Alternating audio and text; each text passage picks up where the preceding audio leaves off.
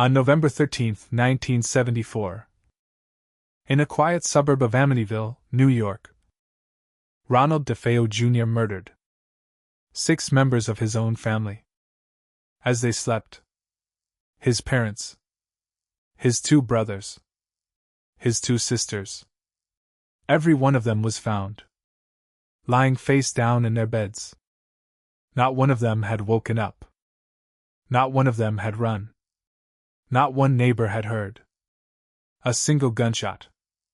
Despite the walls being thin enough to hear ordinary conversation, that fact alone has never been fully explained.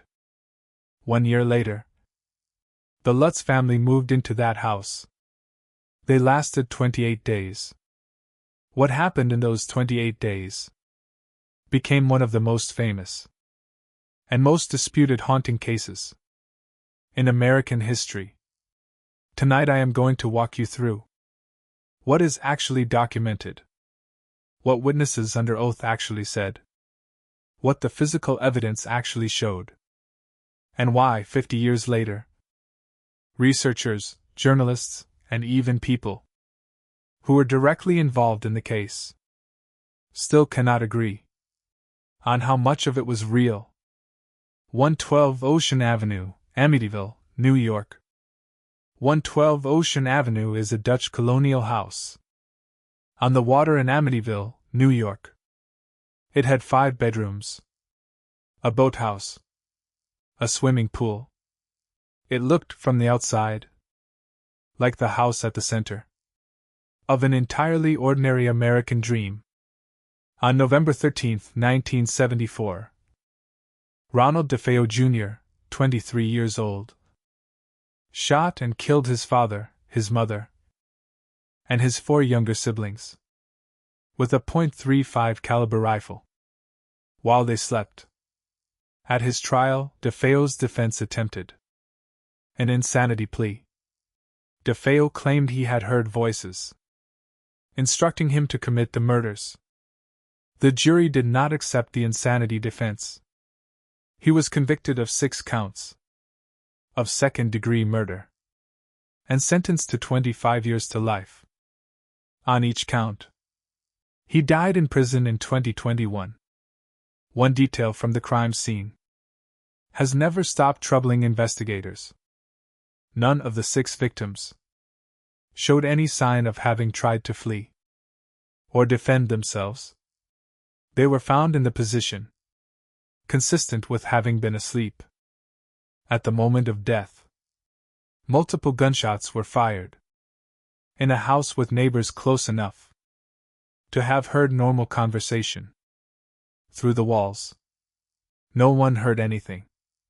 In December 1975, just over a year after the murders, George and Kathy Lutz purchased the house. They knew its history.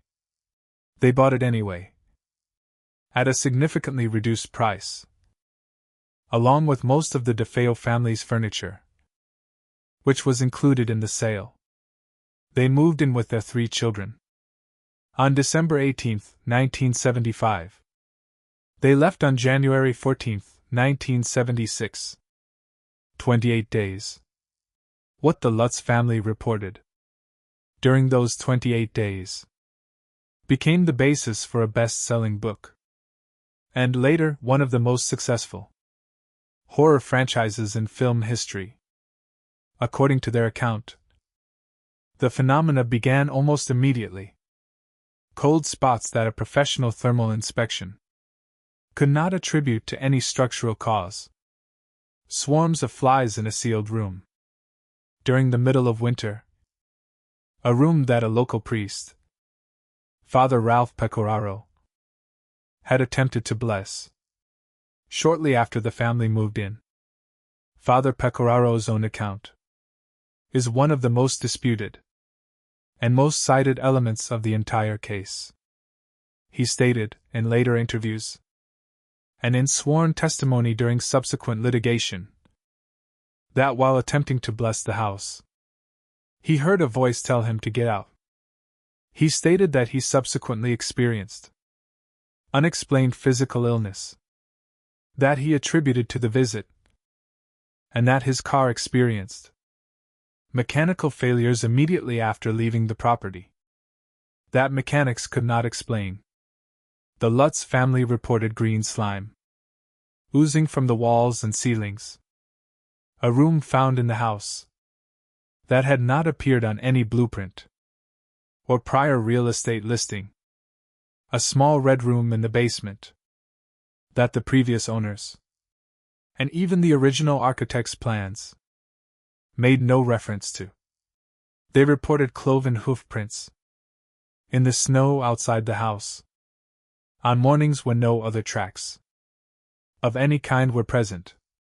George Lutz reported waking at 3:15 in the morning on multiple consecutive nights, the approximate time of the DeFeo murders, with no alarm set and no external cause identified. Kathy Lutz reported physical marks appearing on her body, with no cause she could identify. On the 28th day, the family left the house in what they later described as a state of genuine terror, taking almost none of their belongings. They never returned to live there. They never recovered most of what they left behind. What followed the family's departure is where the case becomes genuinely difficult to assess. William Weber, the defense attorney, who had represented Ronald DeFeo Jr. at his murder trial, later stated in a sworn deposition that he had met with the Lutz family over wine, and that together they had, in his words, created the story as a way to generate income from a book and film deal. Weber sued the Lutzes and the book's author for breach of contract, claiming he had not been properly compensated for his contribution to inventing the narrative. The Lutzes, for their part, never wavered from their account for the rest of their lives. George Lutz died in 2006. Kathy Lutz died in 2004. Neither ever recanted a single detail of what they said happened to them in that house. Subsequent independent investigations produced genuinely mixed findings. A team from Duke University's parapsychology laboratory, led by researcher Dr. Stephen Kaplan, attempted to investigate the case shortly after it broke. Kaplan became one of the most vocal skeptics, publishing a book that argued the entire haunting had been fabricated for financial gain.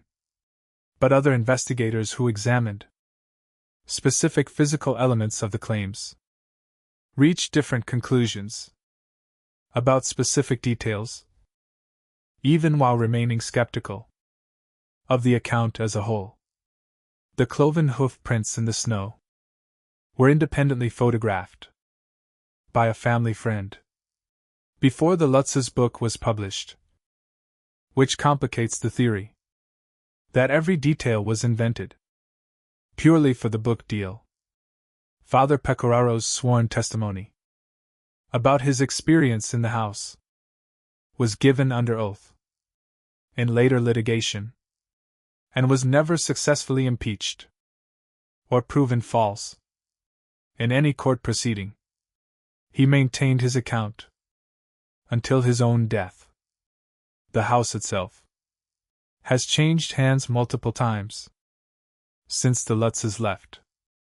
Every subsequent owner has publicly stated that they experienced no paranormal activity of any kind during their time living there.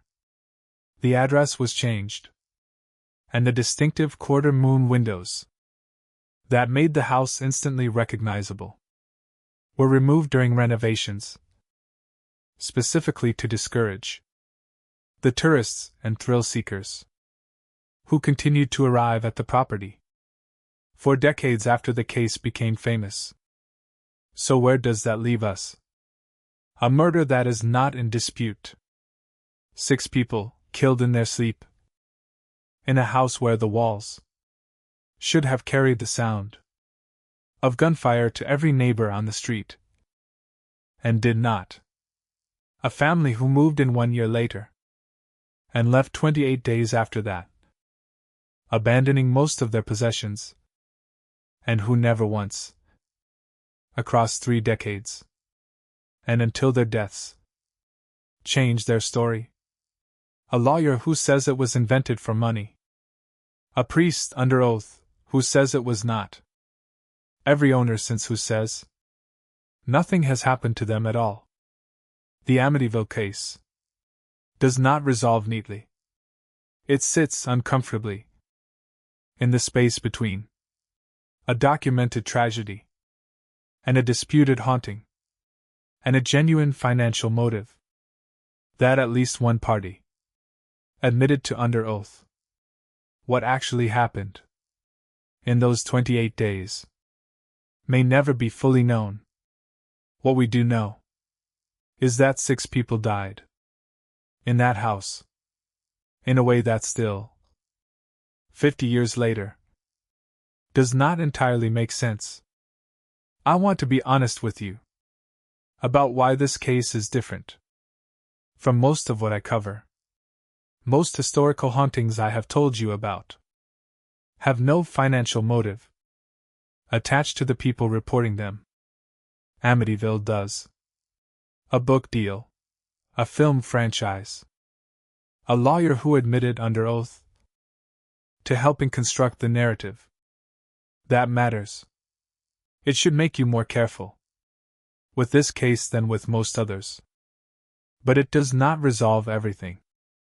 It does not explain the murders themselves, and the strange, still unexplained fact that no neighbor heard 6 gunshots in a house with thin walls on an ordinary Tuesday night.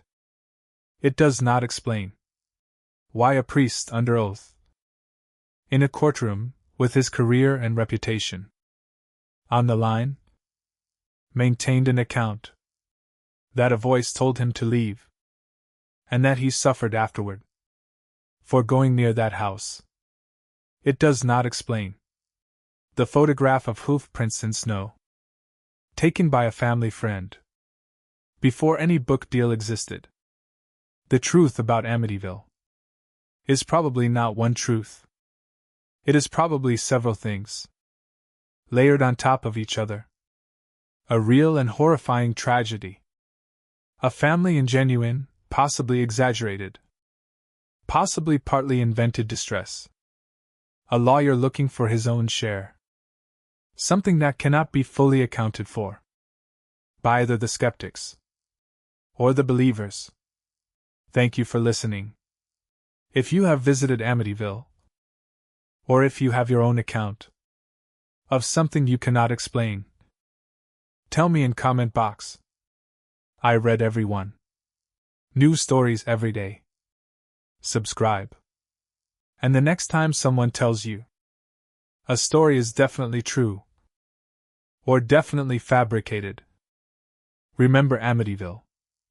The real answer is often somewhere in between.